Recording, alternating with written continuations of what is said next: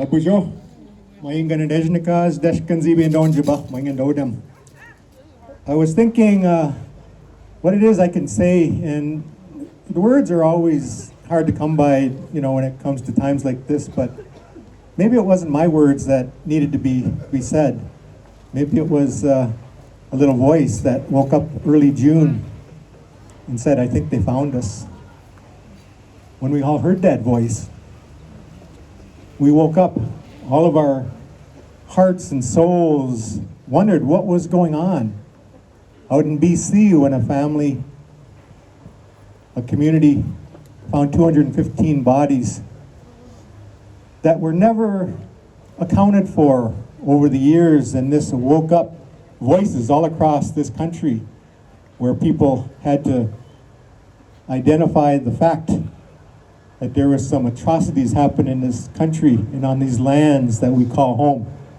Today, I know when I think back of my years growing up, wondering what that purpose was and how we're supposed to act as human beings towards each other.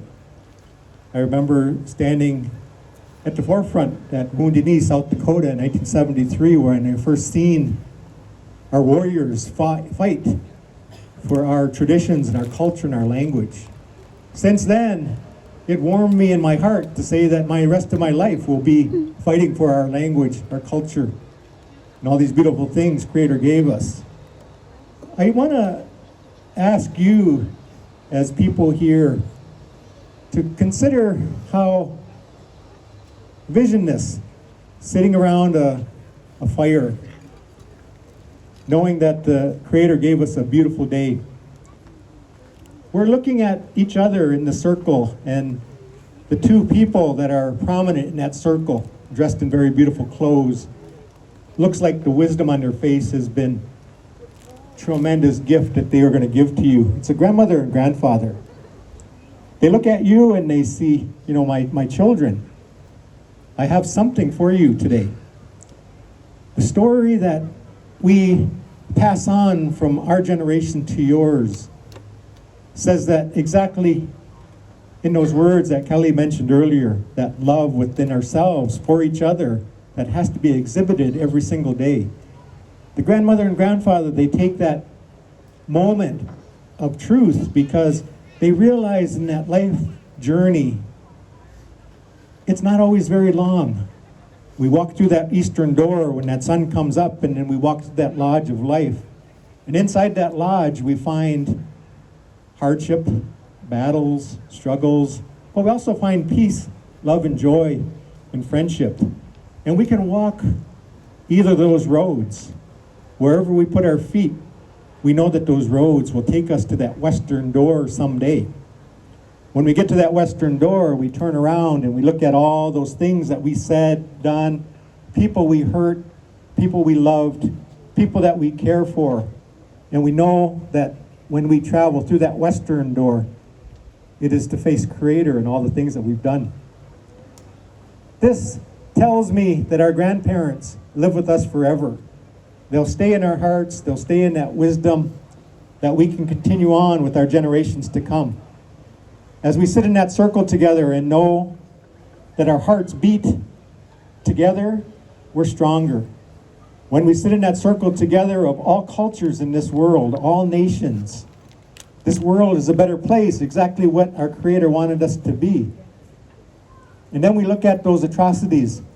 They say, what happened here in Canada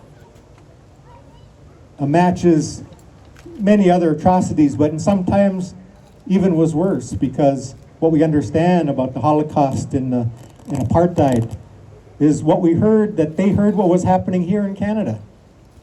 Take people from their culture and make them who we are so that now they will be dissolved. I heard that my whole life, wondering why I still exist in this world, with the things that we had to face. Today, looking at you and your faces, coming here to join together, no matter where you come from in this world, you come here with this love in your heart. And I think, together we can tell this Canada, they got to do better. They have to do better.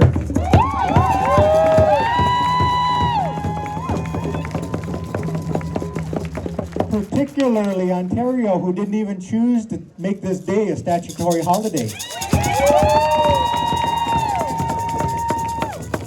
You know, when I think of the things that we went through, I was reminded, because I was the chief of my community for a while, and I'm still a band counselor, and when I fight for my people, it always goes back to those hurts and pains that they felt at that residential school. And even before the residential schools, like, it was a matter of people wanting to take over who we are on this beautiful Turtle Island.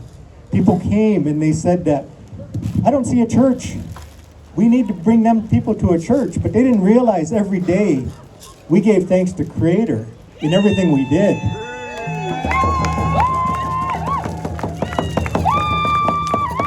The sun came up and we gave thanks, just like the sunrise ceremonies that happened all across Canada today. Everything that happened within that system, we had to get maneuvered to a whole different way of thinking. And then the unthinkable, 1876. One of the first pieces of racist legislation came into existence called the Indian Act. If you look at this document, and if you see how women and children were cheated out of the way that they lived, men, if they married a non-native woman, they were given the right to be an indigenous person, but on the other side, women married a non-indigenous man, she was stripped of all of her indigenous self. She couldn't live on her reserve.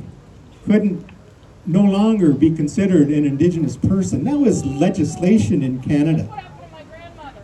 It happened to many people in this country, and we're still living through that legacy and that hurt and that shame of what they tried to do. We couldn't even go to post-secondary. We couldn't join the military.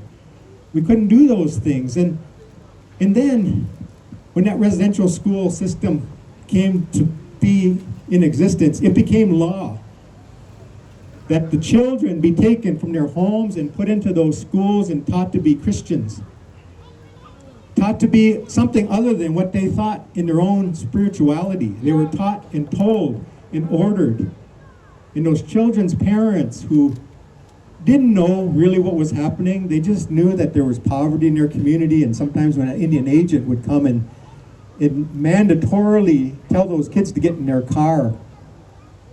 And then they didn't realize that those schools were going to rape their children, was going to murder their children, was going to make them run away and actually be bullies toward each other and make nutritional experiments over them, because Make them marry each other. all the stories that I heard going through that system, you know, it's an atrocity. And I don't know how we're going to fix that, but I know we as people in Canada, we can do these things.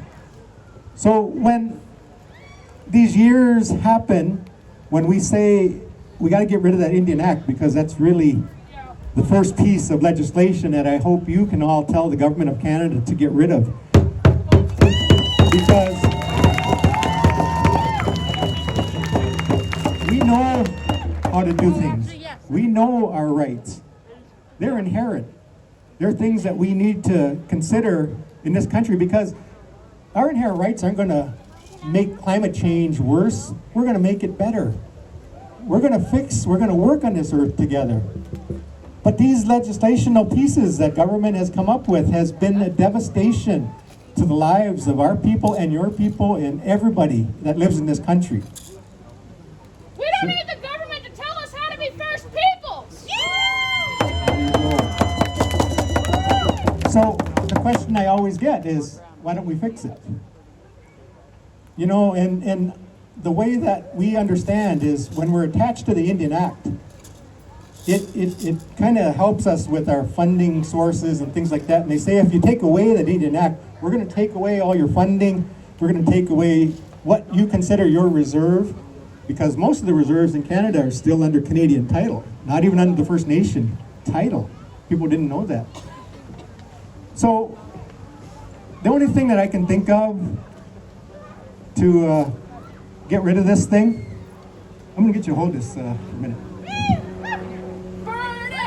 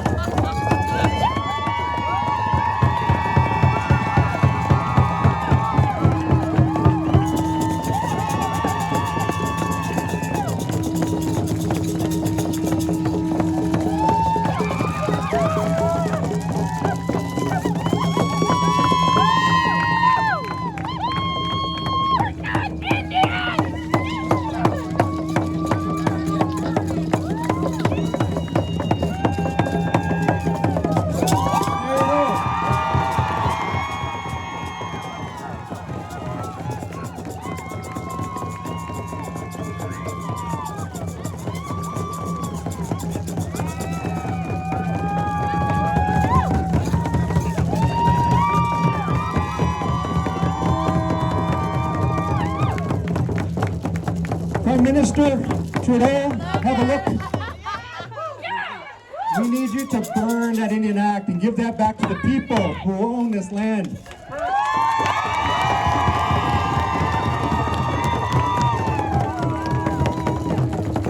No longer will our voices be silent. We have people taking the land back. We have Amy. We have people here who's not going to be silenced anymore. We love you people for doing what you need to do to make this place a better place. Thank you so much for your work. But this next generation, that little voice that I just heard out here, you're not going to silence her no more. That red hand over the face of those women is no longer going to be tolerated in this country.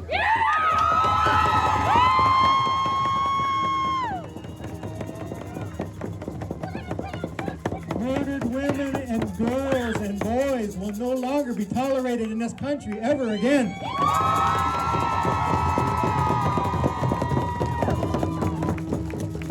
I'm standing for those children the rest of my life. And if I have to die in the process, so be it. But those children in the next generation will not suffer the same thing that these past generations have.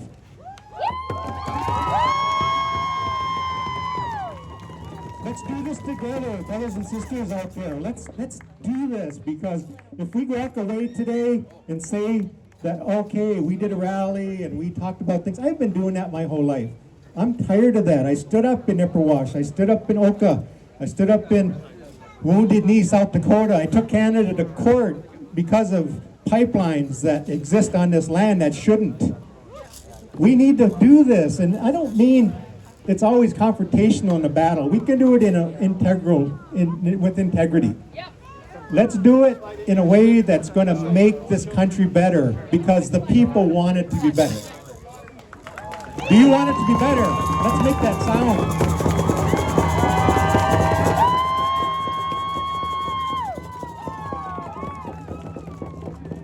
So I'm going to go back to my community where another residential school existed called Mount Elgin Residential School in Chippewas, the Thames First Nation, where they haven't even talked about that one yet, but we're going to look for those children. We're going to look for those children at the Mohawk Institute. We're going to look for the children all over this world, because we love you, children.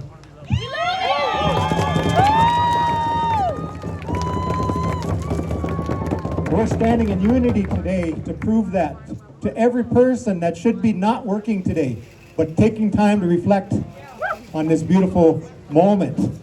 As we move forward, this country has to stand tall and strong. You want to be strong, Canadians? Well, let's do this together.